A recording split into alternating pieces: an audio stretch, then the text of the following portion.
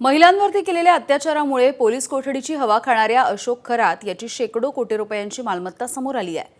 सिन्नर तालुक्यामधल्या ईशानेश्वर मंदिराच्या बाजूलाच त्याने आलिशान असा फार्म हाऊस देखील बांधलाय। ब्रह्मसदन नावाचा हा फार्म हाऊस आहे। 2024 मध्ये याचं बांधकाम पूर्ण झालं। या फार्म हाऊसच्या अंगणामध्ये याच्या आसपास नारळाच्या झाडांसह वेगवेगळी फळझाड देखील लावण्यात आली आहे। इथला आढावा घेतलाय आमचे प्रतिनिधी मुकुल कुलकर्णी यांनी। अशोक खरात याला अटक केल्यानंतर त्याच्या प्रॉपर्टीच्या चौकशी आता सुरू झालेली आहे।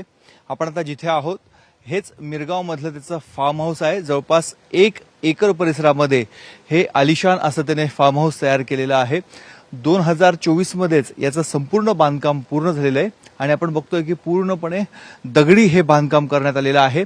साधारणतः 3 मजली आहेत आणि भरभक्कम असा याचा पाया रचून आपण बघतोय की असे कॉलमच्या माध्यमातून हे फार्म हाऊस उभारण्यात आलेलं आहे। अतिशय लक्झरियस असा लुक त्याला देण्यात आलेला आहे। आजूबाजूला मोठमोठी झाडे देखील आहे आणि संपूर्ण दगडी बांधकामामध्ये हे केलेले आहे। त्याचबरोबर जो इथे ट्रॅक करण्यात आलेला आहे तो ट्रॅक देखील दगडी आहे। जे कंपाऊंड आहे चिरेबंदी असं दगडी कंपाऊंडच करण्यात आलेलं आहे आणि भला मोठा असं प्रवेशद्वार आपल्याला इथे बघायला मिळतं आहे आणि तिथून आतमध्ये एंट्री केल्यानंतर एक मोठा डायनिंग हॉल आहे आणि त्याच्या बाजूला 2 रूम्स, वरच्या बाजूला रूम्स आणि सर्वात वरती एक देवघर असल्याचं स्थानिकांकडनं ही माहिती मिळते आहे। त्यामुळे अशोक खरात इथे अनेक वेळा येत असे।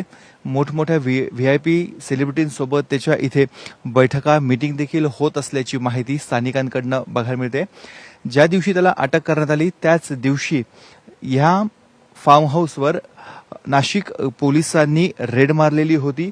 इथूनच पिस्तूल जप्त करण्यात आलेलं होतं। काही महत्वाची कागदपत्र देखील जप्त करण्यात आलेली होती आणि काही रोख रक्कम मिळाल्याचं देखील पोलिसांकडनं माहिती मिळते आहे आणि जे प्रमुख दरवाजा आहे त्याची चावी सध्या SITच्या पथकाच्या ताब्यात म्हणजेच नाशिक पोलिसांच्या ताब्यात असल्याची माहिती इथले जे वॉचमन किंवा इतर कर्मचारी आहेत त्यांच्याकडनं मिळते।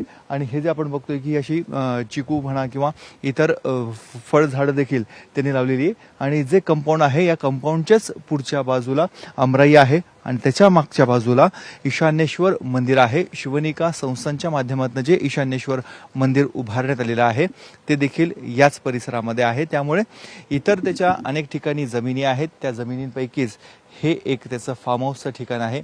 अन्य कुठल्या ठिकाणी त्याचे किती प्रॉपर्टीज आहेत हे बघणं देखील तेवढंच महत्त्वाचं आहे। कॅमेरामन किरण कटारेसह मुकुल कुलकर्णी, ABP माझा, मिरगाव, सिन्नर। ABP माझा, उघडा डोळे बघा नीट।